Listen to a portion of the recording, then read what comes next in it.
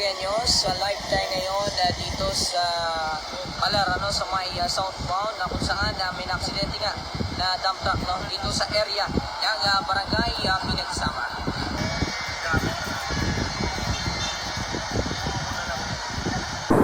Alright mga chinggo, nandito ako ngayon sa may bandang C5. Pauwi kami ngayon, galing kaming Pasig.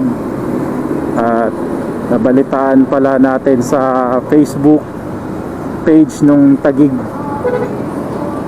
na may nangyaring aksidente dito daw banda sa may Palar. May isang truck, may nakabanggahan na kotse. So, makikita natin yung pinangyarihan ng aksidente. Yan. So, dito lang daw sa may Palar makikita natin.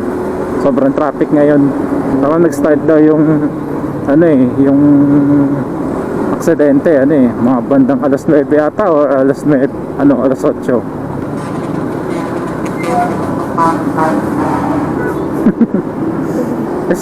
sabi sa balita southbound Saan yun?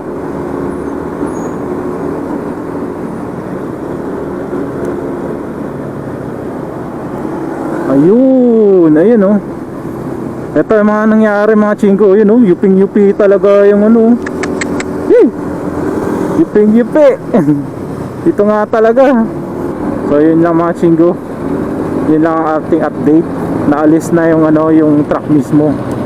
Nagbabalita ang inyong Opa JR's vlog. Yan na yung mga aking balita. Pasok!